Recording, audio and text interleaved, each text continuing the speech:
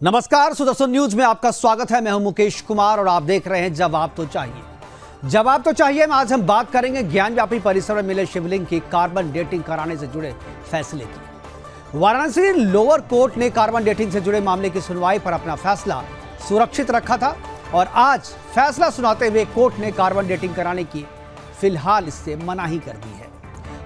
Court के फैसले के बाद हिंदू पक्षकार हाईकोर्ट जाने की बात कर रहे तो मुस्लिम पक्ष मामले को यही खत्म करने की बात कर रहे हैं। मुस्लिम पक्ष ने कहा है कि परिसर में मिले शिवलिंग जिसे वो फव्वारा बताते हैं उसकी कार्बन डेटिंग नहीं कराई जा सकती। मुस्लिम पक्ष का आरोप यह भी है कि हिंदू पक्ष तोड़फोड़ की बात कर रहा है जबकि उच्चतम न्यायालय ने उसे संरक्षित रखने का आदेश दिया है और अगर कार्बन डेटिंग के नाम पर तोड़फोड़ की जाती है तो यह उच्चतम न्यायालय के आदेश की अवहेलना होगी। सृष्टि के सृजन से लेकर के इसके विनाश तक की जिस भगवान शिव की मौजूदगी कण कण में प्रमाणित हो उसे अपनी मौजूदगी के लिए मानव निर्मित किसी भी तरीके के परीक्षण कराने के हम खिलाफ हैं, चाहे वह कार्बन डेटिंग ही क्यों ना हो। ज्ञानव्यापी परिसर जहां स्वयं शिव अपने नंदी के साथ विराजमान हो उसके होने के काल का परीक्षण करना हमारी आस्था से खिलवाड़ है।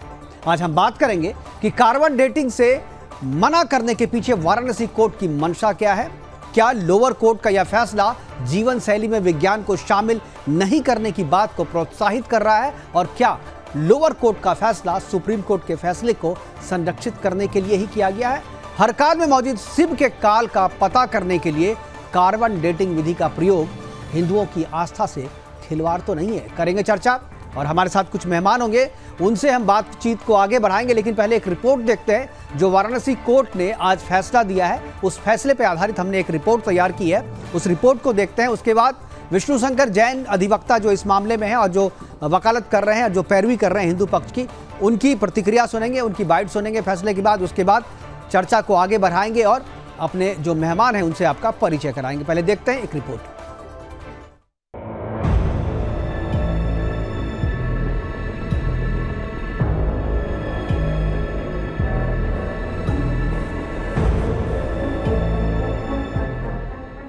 ज्ञानवापी की कार्बन डेटिंग नहीं होगी।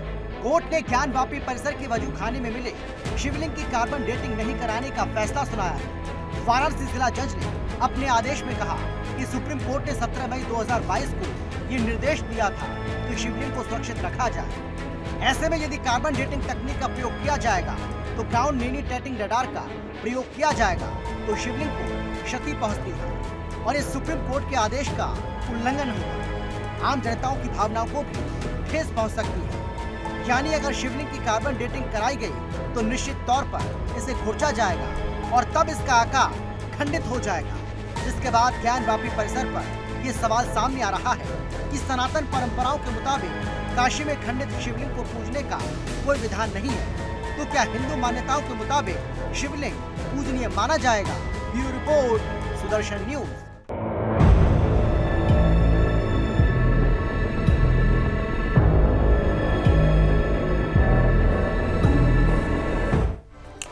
तो जो फैसला है उस फैसला की व्याख्या जो है लोग अलग अलग तरीके से कर रहे हैं और सबसे बड़ी बात ये कि क्या कार्बन डेटिंग के लिए जो नमूने जुटाए जाते हैं क्या उससे शिवलिंग जो है वो खंडित होगा और खंडित होने के बाद जिस तरीके से जो आस्था है सनातन आस्था में वहाँ पूजा नहीं हो सकती। क्या इस वजह से कोर्ट ने ये फैसला दिया है? इस पर भी करेंगे चर्चा अपने मेहमानों के साथ। लेकिन पहले विष्णु शंकर जैन जी ने क्या कहा है एक बार सुनते हैं। आज जो कोर्ट का ऑर्डर आया है ये सुप्रीम कोर्ट के ऑर्डर का वायलेशन है। सुप्रीम कोर्ट ने 20 मई के ऑर्डर में, प्लीज मेरी बात ध्यान से सुने, सुप्रीम कोर्ट ने 20 मई के ऑर्डर में स्पष्ट रूप से कहा था कि ट्रायल कोर्ट को ये पावर है कि वो पूरा ट्रायल और सारी एप्लीकेशन डिसाइड कर सकते हैं। उसी क्रम में 7/11 की एप्लीकेशन डिसाइड हुई थी और उसी क्रम में बाकी एप्लीकेशन डिसाइड होनी थी। इस मांग को लेके हम उसके बाद सुप्रीम कोर्ट भी कहते हैं और सुप्रीम कोर्ट ने कहा कि नहीं, साइंटिफिक इन्वेस्टिगेशन की मांग आप ट्रायल कोर्ट में करिए और ट्रायल कोर्ट में इसलिए आज हम आए। तो इस ऑर्डर में सबसे बड़ी गलती ये है कि इन्होंने सुप्रीम कोर्ट के 20 मई के ऑर्डर का अनदेखी की है, उसको नहीं अप्रिशिएट किया है। और दूसरा इस बात को अप्रिशिएट नहीं किया कि हम इस मांग को लेकर सुप्रीम कोर्ट गए थे और सुप्रीम कोर्ट ने हमें ये डायरेक्ट किया था कि आप इसको ट्रायल कोर्ट में दोबारा रेज करिए, और ट्रायल कोर्ट आज कह रहा है कि हम कर नहीं सकते क्योंकि सुप्रीम कोर्ट ने इस एरिया को सील कर रखा है। तो इस ऑर्डर को मैं आपके सामने स्टेटमेंट देना चाहता हूँ, इस ऑर्डर को हम सुप्रीम कोर्ट में चुनौती देंगे। हम अपनी मांग को लेकर अटल है, ये हमारा संघर्ष है और हमारा संघर्ष जारी रहेगा। हम लोग वो लोग हैं जो जीत में खुश नहीं होते और हार में दुखी नहीं होते। ये एक लीगल प्रोसीडिंग है, सच्चाई से लड़ रहे हैं बाबा के लिए और लड़ते रहेंगे। तो ये जो फैसला है, इस फैसले का स्वागत किया जाए या इस फैसले का विरोध किया जाए, इस फैसले को किस तरीके से देखा जाए, हमारे साथ पैनल है, उनके साथ चर्चा करेंगे। हमारे साथ पैनल में वरिष्ठ अधिवक्ता सुप्रीम कोर्ट के मधु मुकुल त्रिपाठी जी हैं। त्रिपाठी जी का स्वागत है। आचार्य विक्रमादित्य हैं, हिंदू धर्मगुरु, वो उनका भी स्वागत है। इसके अलावा वसीम अब्बास नकवी हमारे साथ मुस्लिम स्कॉलर के तौर पर जुड़ेंगे और उनसे भी हम बातचीत करेंगे। लेकिन अभी हमारे साथ जो मेहमान जुड़े हैं मधु मुकुल त्रिपाठी जी, मैं उनसे इस चर्चा की शुरुआत करूंगा और उनसे मैं जानना चाहूंगा। सबसे पहली बात है कि मधु मुकुल त्रिपाठी जी, अगर आप मुझे सुन रहे हैं तो एक जो मसला है कि पहले तो ये कहा गया कि भाई कार्बन डेटिंग जो है उससे ये पता चलेगा कि शिवलिंग किस काल का है, उसकी एज क्या है, उसकी आयु क्या है, और इस विधि से निष्कर्ष पे पहुंचने के लिए आपको शिवलिंग के एक टुकड़े को जांच करनी होगी और कार्बन डेटिंग की अपनी विधि है। बिना उसे खंडित किए, यानी बिना शिवलिंग को खंडित किए वो नमूना जो है लिया नहीं जा सकता है। तो क्या कोर्ट ने भावना का ख्याल करते हुए इसे मना किया है, या जो सुप्रीम कोर्ट का जो फैसला पहले से आया था उस सुप्रीम कोर्ट के फैसले को संरक्षित रखने के लिए, उसे बचाए रखने के लिए, उसके लिए यह फैसला दिया है? क्योंकि सुप्रीम कोर्ट ने कहा था कि उस परिसर में अभी किसी भी तरीके का कोई हस्तक्षेप नहीं होना चाहिए। तो इनसे मैं आपसे जानना चाहूंगा कि ये जो फैसला आया है वाराणसी लोअर कोर्ट का, वाराणसी लोअर कोर्ट के इस फैसले को आप किस तरीके से देखते हैं, और क्या जो कहा जा रहा है कि अब इसके लिए हायर कोर्ट में यानी हाई कोर्ट में जाकर के अपील करेंगे और कार्बन डेट की मांग करेंगे कि कार्बन डेटिंग कराया जाए ताकि पता चले कि ये शिवलिंग ही है और ये कितना पुराना है, और इससे वो निष्कर्ष पे पहुंचा जा सकेगा कि ज्ञानव्यापी परिसर में आखिर अधिकार किसका हो, मंदिर का हो या मस्जिद का हो, हिंदू पक्ष का हो या मुस्लिम पक्ष का हो। मधु जी, मेरी आवाज आ रही है? जी जी आ रही है। देखिए मुकेश जी, एक वकील या जज जी जब किसी केस में होते हैं तो वो भावनात्मक नहीं होते, वैज्ञानिक तथ्यों को देखते हुए होते हैं। बिल्कुल। पहले हमें ये समझना होगा कि कार्बन डेटिंग है क्या। कार्बन डेटिंग किसी भी चीज पर अगर कार्बन पार्टिकल्स हैं तो उनके बेस पर उसका कितना डिके हुआ है होता है। किसी भी पत्थर का, किसी भी स्टोन का कार्बन डेटिंग संभव है ही नहीं। शिवलिंग जो हमारे आराध्य हैं, अगर हम भावनात्मक दृष्टि से देखते हैं तो आराध्य हैं, उनका खंडन कैसे होगा? दूसरा विषय, जब वैज्ञानिक दृष्टिकोण से उसका कार्बन डेटिंग हो ही नहीं सकती, तो ये कहना कि उसकी कार्बन डेटिंग होगी अपने आप में मुझे समझ नहीं आ रहा है कि क्यों कहा जा रहा है। दूसरा विषय, बहुत अच्छा प्रश्न उठाया कि जो डिस्ट्रिक्ट कोर्ट है उसने इसको रिजेक्ट करने का क्या क्या विषय अपने सामने रखा है। एक तो आपको याद होगा कि माननीय सर्वोच्च न्यायालय ने मई महीने में उस शिवलिंग को संरक्षण का आदेश दिया है। बिल्कुल। जिसको संरक्षण का आदेश दिया है माननीय सर्वोच्च न्यायालय ने, क्या डिस्ट्रिक्ट कोर्ट उस आदेश की अवहेलना कर सकता है? अगर वो उसको कार्बन डेटिंग के लिए देते हैं तो कार्बन डेटिंग में जाकर के क्या होगा, कहीं न कहीं उसका टुकड़ा तो निकाला जाएगा। एक तो कोई भी खंडित मूर्ति पूजन के योग्य नहीं होती, तो पूजा से हम एक तरफ कह रहे हैं हमारे आराध्य हैं, हम कह रहे हैं कि विश्वेश्वर हैं, और हम ही कह रहे हैं उसको खंडित कर दीजिए, तो हमारा कंट्राडिक्शन हिंदू क्या हो रहा है मेरे समझ नहीं आ रहा है। लेकिन एक चीज यहाँ पर मधु जी मैं आपसे क्लियर करना चाहूंगा कि क्या कोर्ट इस बात को नहीं समझती है कि वैज्ञानिक तौर पे जो है पत्थर जो भी है, शिला का कार्बन डेटिंग उसकी नहीं हो सकती है? तो ये भी कोर्ट कह करके मना कर सकता है कि भाई उसकी जब कार्बन डेटिंग संभव ही नहीं है तो कार्बन डेटिंग की मांग क्यों कर रहे हैं? देखिए, मैं यहाँ पर एक चीज है, एक जजमेंट है निर्मल कुमार का माननीय Punjab and Haryana high court का। वहां उन्होंने कहा कि there is a strong presumption that advocate should know the law but there is no presumption that जजेस नोज द लॉ। जज क्या होते हैं, हमें उनको बताना होता है जी। ये हमारी जिम्मेदारी है कि हम उसको इंटरप्रेट करें, उनके सामने कानून को रखें। हमने हमारी गलती है, जो वहां वकील रहे उन्होंने नहीं बताया जज महोदय को, तो जज महोदय अपने आप से ये नहीं कहेंगे। जज महोदय ने ये कहा कि एक तो आस्था होगी, दूसरा माननीय सर्वोच्च न्यायालय के आदेशों की अवहेलना होगी।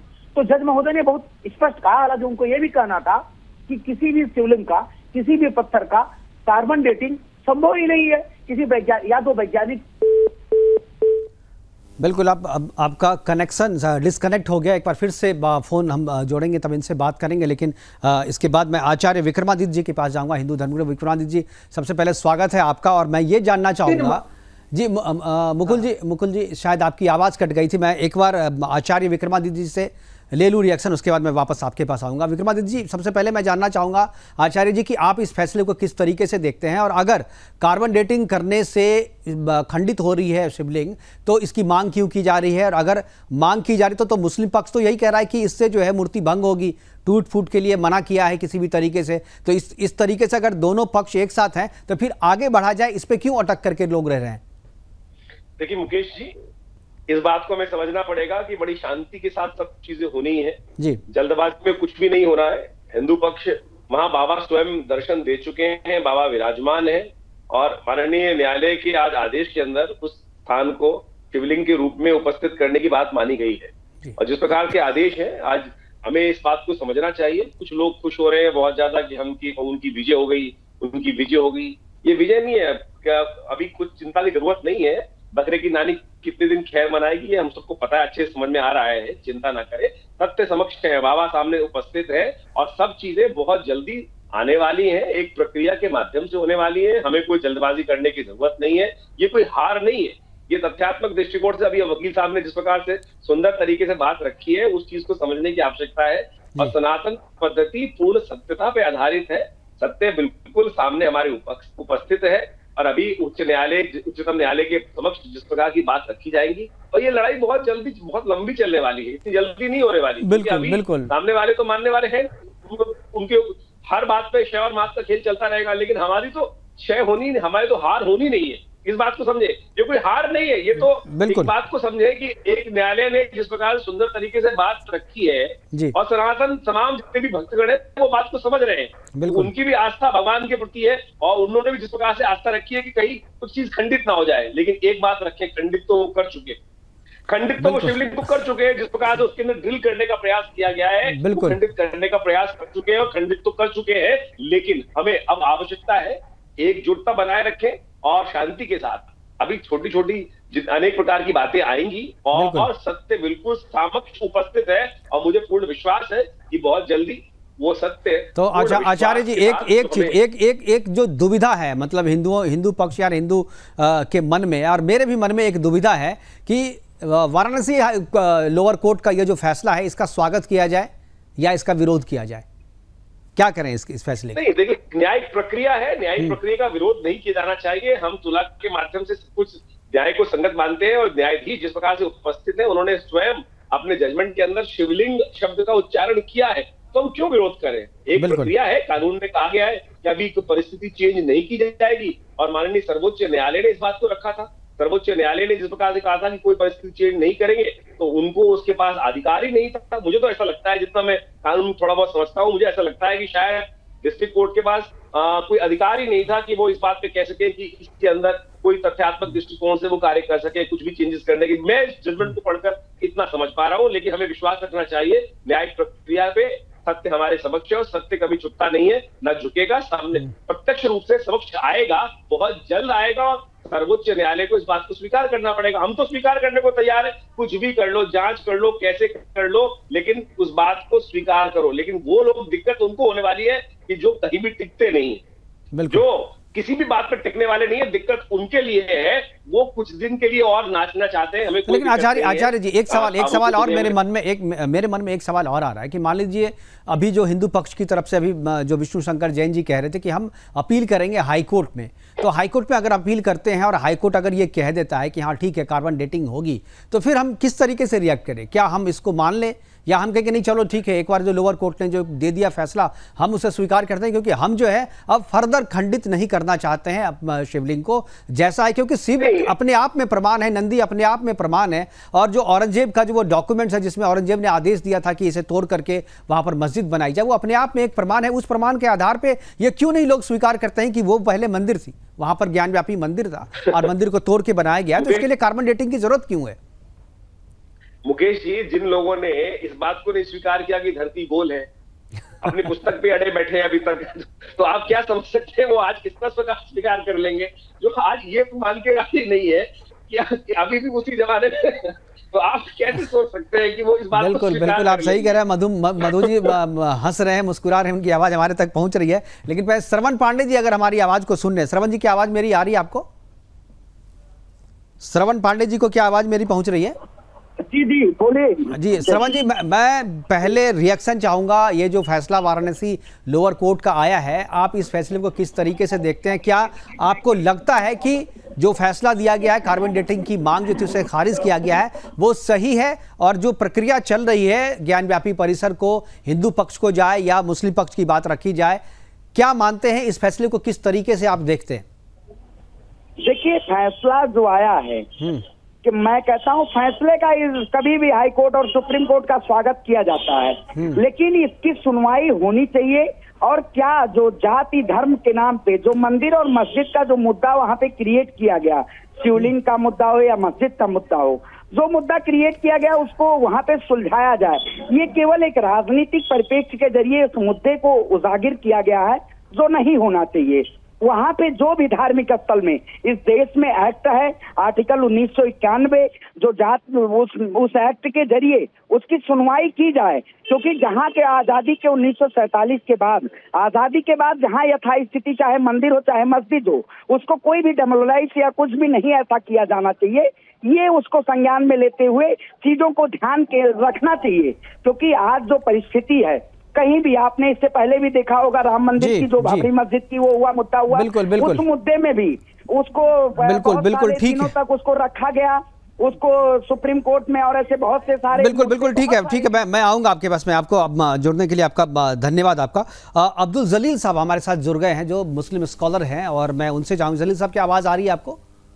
जी बिल्कुल आ रही है। आपसे मैं जानना चाहूंगा सिद्दीकी जी कि क्या ये जो फैसला है, जिस तरीके से कहा गया कि कार्बन डेटिंग से मना किया, क्या आपको लगता है कि मुस्लिम जैसा चाह रहे थे वैसा ही फैसला हुआ है? तो रिएक्शन क्या है कि अब फर्दर अगर हम हाई कोर्ट में अगर हिंदू पक्ष अगर जाते हैं तो क्या उसका विरोध करेंगे, या आपको लगता है कि नहीं? नहीं सर, नहीं देखिए साहब, मेरी इसमें राय थोड़ी मुख्तलिफ है जी। मेरी इसमें राय थोड़ी अलग है। मैं तो ये चाहता हूँ कि दूध का दूध और पानी का पानी होना चाहिए जी। ठीक है साहब, बिल्कुल दूध का दूध और पानी का पानी होना चाहिए। कार्बन डेटिंग होनी चाहिए, जिससे कम से कम ये पता चले कि इसकी उम्र क्या है। लेकिन मसला ये है कि कार्बन डेटिंग से सिर्फ ये पता चल जाएगा कि इसकी ये उम्र क्या है, इससे ये पता नहीं चलेगा कि ये शिवलिंग है या नहीं है। अभी तो ये सुप्रीम कोर्ट ने ये भी नहीं माना है कि ये शिवलिंग है या नहीं, ठीक है। और औरंगजेब ने जैसा कि बता रहे हैं कि साहब, औरंगजेब ने मंदिर को तोड़कर मस्जिद बनाई। तो अगर उसने ऐसा किया है तो सरासर गलत है। किसी भी मंदिर को तोड़कर मस्जिद बनाकर वहां पर हम अपनी इबादत नहीं कर सकते, और ना ही कभी जिंदगी में कबूल होगी। नहीं, कबूल नहीं होगी, लेकिन ऐसे दर्जनों उदाहरण भारत में हैं। बाबरी ढांचा जो गिराया गया वो भी ऐसा ही उदाहरण था, और इसके बारे में आदेश दिया गया था ना, वो आदेश की कॉपी तो मौजूद है आपके पास। देखिए, सवाल ये होता है क्या औरंगजेब ने ऐसा किया होगा? लेकिन नहीं, मैं कहता हूं नहीं, आप कैसे कह सकते हैं कि नहीं? आप कैसे कह सकते हैं सिद्दीकी, आप कैसे कह सकते हैं? जो औरंगजेब के आदेश की कॉपी है ध्वस्त करने की, वो कॉपी तो ऐतिहासिक रूप से मौजूद है ना हमारे बीच में। एक छोटी, अगर मेरी बात अगर आप सुन लेंगे, अगर एक छोटी सी बात समझ लीजिए कि औरंगजेब ने पहले तो ऐसा किया नहीं, लेकिन अगर उसने ऐसा किया कि पूरा मंदिर तोड़ दिया और सिर्फ शिवलिंग रहने दिया। नहीं, शिवलिंग रहने कहा दिया, वो तो अभी पता चला ना, उसके ऊपर तो वजू खाना बना दिया था। नहीं, तो वो तो फव्वारा है ना। फव्वारा आप कह रहे हैं ना, तो फिर आप कह रहे हैं ना, इसी बात की तो लड़ाई है कि वो फव्वारा या शिवलिंग है। जो आप लोग हैं, जो मुस्लिम पक्ष है, वो उसे फव्वारा कह रहा है, और जो हिंदू पक्ष है जो कह रहे हैं कि भाई तो फव्वारा के सामने में नंदी क्या कर रहे हैं, फव्वारा के सामने में नंदी क्या कर रहे हैं? नहीं, मस्जिद में फव्वारा क्या कर रहा है? फव्वारा भाई पानी दे रहा है मस्जिद। नहीं, हम वो नहीं पूछ रहे। अगर वो फव्वारा है तो फव्वारे के सामने में नंदी क्या कर रहे हैं? फव्वारे के सामने नंदी से मतलब नहीं है यहाँ पर। तो नहीं, क्यों नहीं मतलब है भाई? शिव के साथ नंदी रहते हैं ना, शिव के साथ तो नंदी रहते हैं। एक तरफ मंदिर है, एक तरफ मस्जिद है। यही तो संस्कृति है, यही तो तहजीब है हमारे यहाँ पे, यही तो हिंदुस्तान की गंगा जमनी तहजीब है जी। मुकेश जी इंटरप्ट करूंगा। मुकेश जी बोलिए। मुकेश जी इन महाशय से पूछिए कि जो वैज्ञानिक था औरंगजेब, जो चटाई पर उड़ता था, क्या उसने इलेक्ट्रिसिटी इजाद कर ली थी? फव्वारा कैसे चलता था? क्या बिजली चटाई पर उड़ते हुए वो आया पृथ्वी को चपटे करते हुए और उसने फाउंटेन बना दिया। क्या मुझे समझ नहीं आता, मानसिक दिवालियापन कितना हो जाता है लोगों का। फाउंटेन क्या है? फाउंटेन बिल्कुल, ये आचार्य विक्रमादित्य जी जो फोटो दिखा रहे हैं, एक बार वो भी हम देखेंगे स्क्रीन पे। एक मिनट पहले मैं तीन विषय थे, मैं पिछला फोटो को थोड़ा सा और ऊपर करें आदित्य जी, थोड़ा सा और ऊपर करें अपने, थोड़ा सा और, हाँ बिल्कुल और ऊपर करें। जी जी, अब क्लियर आ रहा है जी। आपके समक्ष उपस्थित कर रहा हूँ। शायद जलील जी कभी गए नहीं है शायद वहां पर, अगर वहां पे काशी विश्वनाथ के पीछे जाके देख लें तो शायद इनको जो वहम है कि औरंगजेब ने तोड़ा था कि नहीं तोड़ा था, ये क्लियर हो जाएगा। ये मस्जिद के पीछे का हिस्सा है, बिल्कुल, ये मस्जिद के पीछे का हिस्सा है और इसको देख ले, ये साफ साफ दिखाई दे रहा है। बिल्कुल, आज की तारीख में भी प्रमाण वहां उपस्थित है। ये मस्जिद के पीछे की दीवार जो है, जिसको वहां घेर के रखा गया है, किसी अंधे को भी समझ में आ जाएगा। ये जलील जी कभी महाराज जी अंधे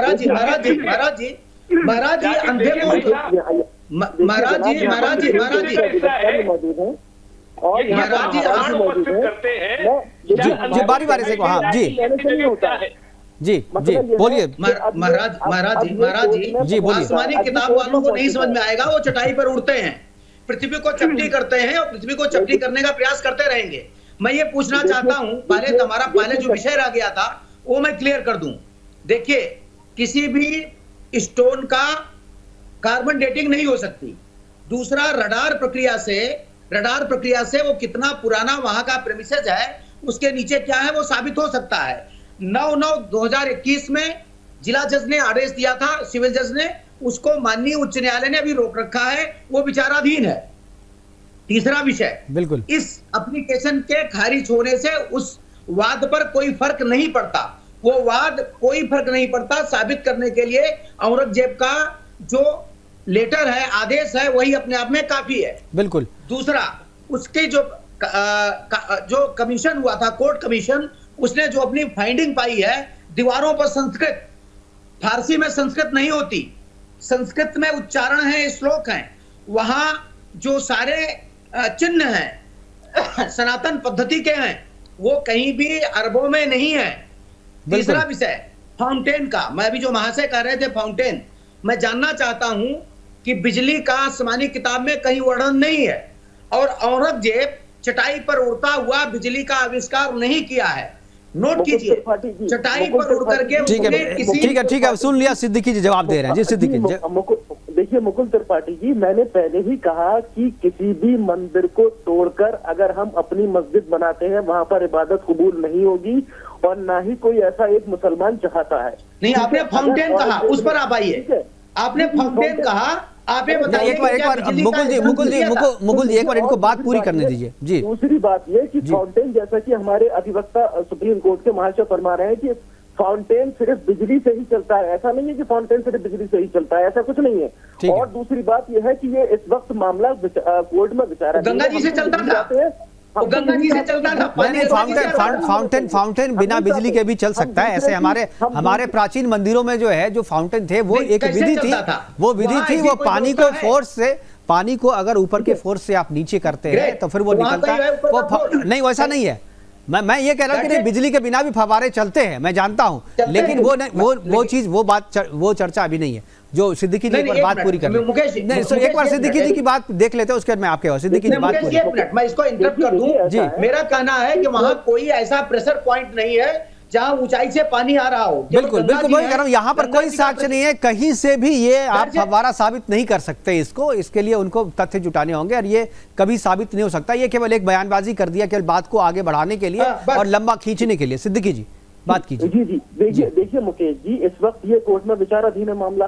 अब ये यहाँ पर ये फव्वारा है या फिर शिवलिंग है, ये तय कौन करेगा? ये तय हम नहीं करेंगे, ये नहीं आप करेंगे, बल्कि हम तो खुद चाहते हैं कि ये दूध का दूध और पानी का पानी हो जाए। क्योंकि जिस जगह पर हम नमाज पढ़ रहे हैं, जिस जगह पर मस्जिद बनी हुई है, वो जगह अगर मंदिर की है तो हमें वो जगह नहीं चाहिए। हम हिंदुओं की उसके साथ खिलवाड़ नहीं कर सकते। हम दूसरे की जगह पर मस्जिद बनाकर मस्जिद में अपनी इबादत नहीं कर सकते और ना ही हमारी कबूल होगी और ना ही हिंदुस्तान का ऐसा मुसलमान कोई चाहेगा।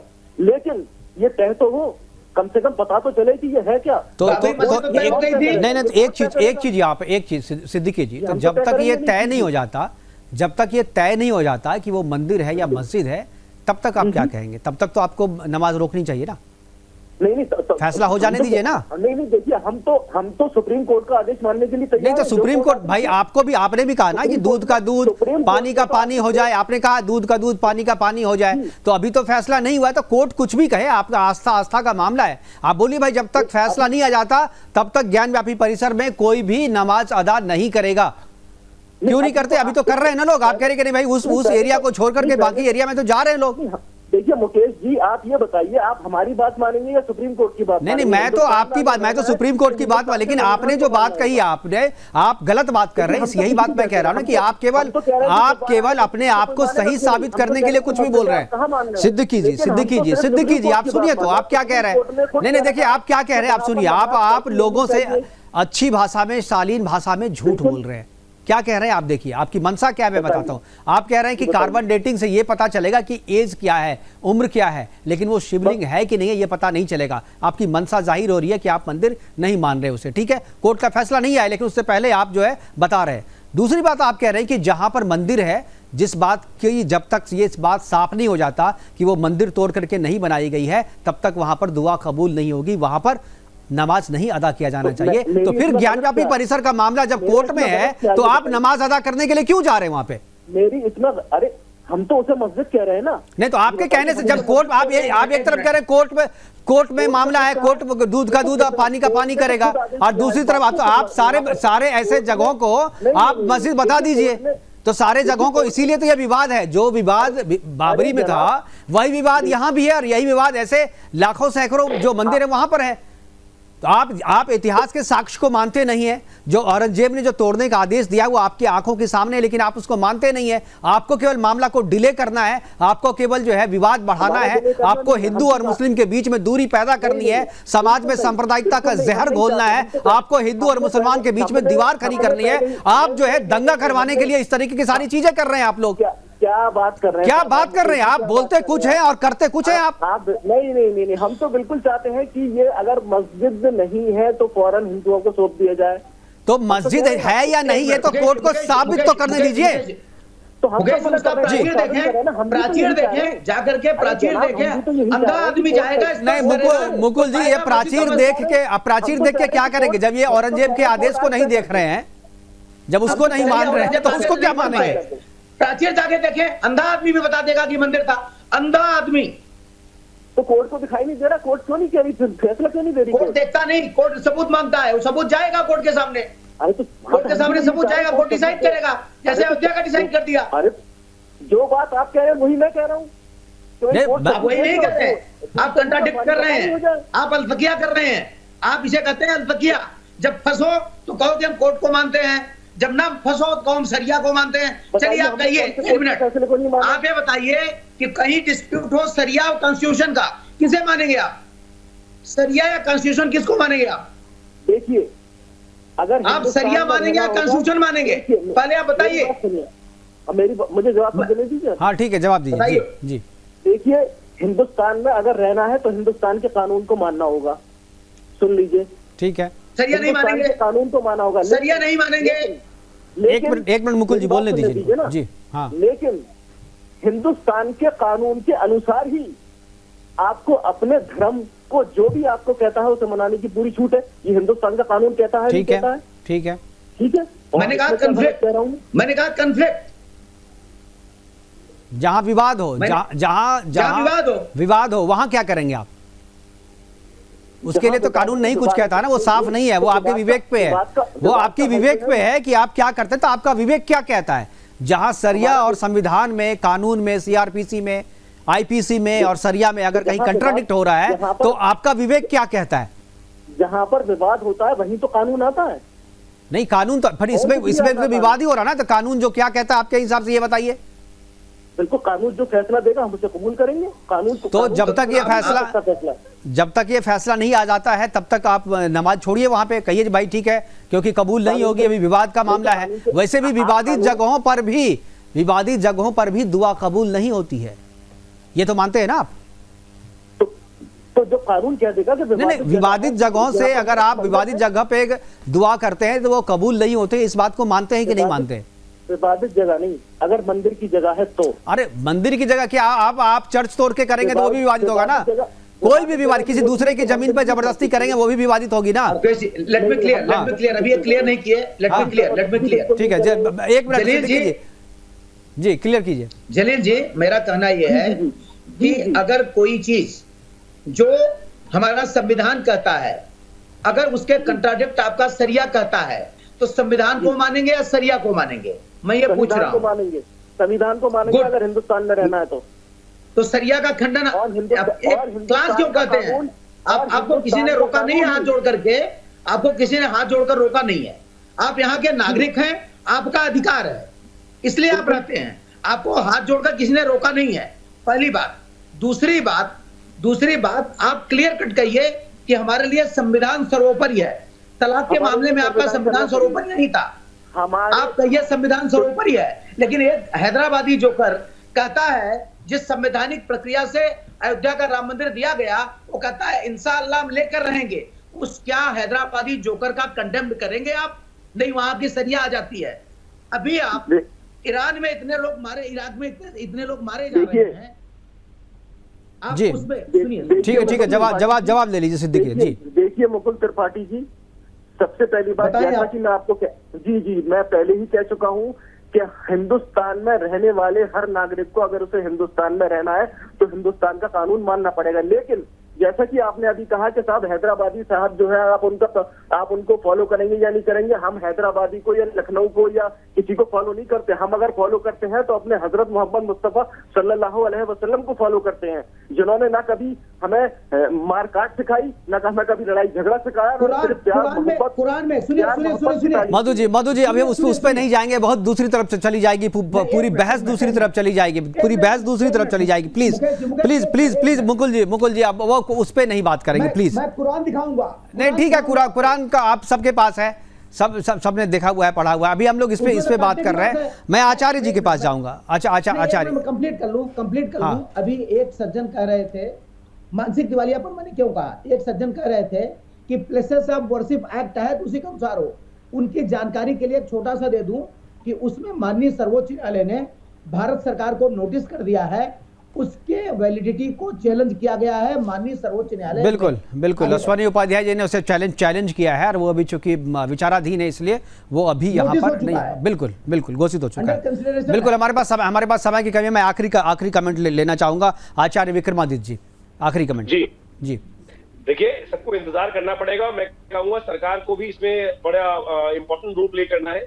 ये सारे के सारे विवाद बार बार घुमा घूम के हर बार ऐसे ही चलता रहेगा, नहीं तो एक ट्राइब्यूनल बनाए। सरकार को आवश्यकता है कि तुरंत एक ट्राइब्यूनल बनाए और ट्राइब्यूनल को पावर दी जाए और उसके अंदर तुरंत से तुरंत कार्रवाई हो सकती है। तभी इस जो क्रियान्वयन को बहुत अच्छी जल्दी से किया जाता है, नहीं तो 15 साल लगने वाले, कम से कम 15 साल। आपने कम कह दिया, तो मुझे तो लगता है कि उससे भी ज्यादा लगेंगे। जिस तरीके से मामले को उलझाया जा रहा है, मुझे लगता है कि वक्त जो है और भी ज्यादा लगेगा इसमें। सिद्दीकी जी आखिरी कमेंट। जी देखिए, मुकेश कुमार जी और मुकुल त्रिपाठी जी और आचार्य जी, सबसे पहले तो मैं आपसे अगर मेरी किसी बात का बुरा लगा हो तो उसके लिए माफी चाहता हूं। लेकिन मैं यही चाहता हूं कि जो भी फैसला हो, हिंदू और मुस्लिम की जो एकता है वो बनी रहनी चाहिए, आपस में प्यार मोहब्बत बना रहना चाहिए, क्योंकि हिंदुस्तान की तहजीब है, हिंदुस्तान की मोहब्बत है, इसी में हमें पढ़ना है, इसी में हमें रहना है, हमें दिए भी जलाने हैं और हमें ईद भी मनानी है। तो जो भी फैसला आए, चाहे वो किसी के भी पक्ष में हो, दिल से कबूल करे और अदालत का फैसला माने। चलिए, मैं आपकी इस बात पे अभी कमेंट नहीं करूंगा, समय नहीं, क्योंकि इस पे अगर कमेंट करूंगा तो 2-4 एपिसोड मुझे और करने पड़ेंगे। मुकुल जी आखिरी कमेंट। देखिए, मैं आचार्य विक्रमादित्य जी से बिल्कुल सहमत हूं। सरकार को चाहिए कि फास्ट ट्रैक कोर्ट का निर्माण करे, डे टू डे हियरिंग करे, जिससे ये चीजें जल्दी से जल्दी डिसाइड हों। और जहां तक प्लेसेस ऑफ वर्शिप एक्ट है, उसको सरकार भी रिपील कर सकती है, उसको करे।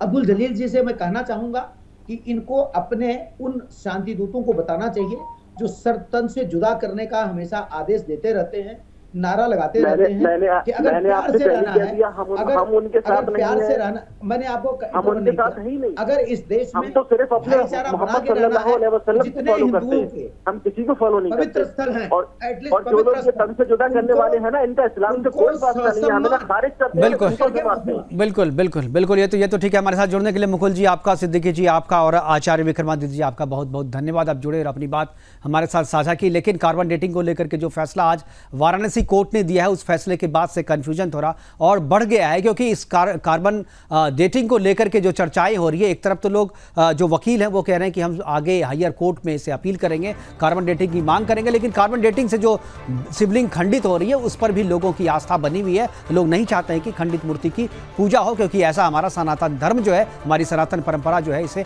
अलाउ नहीं करती है। लेकिन जो मसला चल रहा है उस मुस्लिम पक्ष की तरफ से ये किया जा रहा है कि किसी भी तरीके से जल्द इसका फैसला नहीं हो, क्योंकि देरी होगी जितनी फैसला करने में उतना ही ज़्यादा फायदा मुस्लिम पक्ष का होगा। और जब तक ये फैसला पूरा नहीं हो जाता है तब तक उस पर अधिकार मुस्लिम पक्ष का ही बना रहेगा, और मुस्लिम पक्ष जो वहाँ पर नमाज अदा कर रहे हैं वो नमाज और मस्जिद के रूप में उसका इस्तेमाल करते रहेंगे। इसलिए ज़रूरी है कि जल्द से जल्द फैसला हो, और इसको डिले करने की जितनी भी टैक्टिस मुस्लिम पक्ष की तरफ से की जा रही है उसे देखते हुए इसे कोर्ट को भी तत्काल फैसला करना चाहिए। जैसा कि फास्ट ट्रैक कोर्ट की बात की जा रही है, फास्ट ट्रैक कोर्ट बना करके इसका फैसला जल्द से जल्द किया जाना चाहिए। फिलहाल अभी के लिए इतना ही, दीजिए इजाजत, नमस्कार।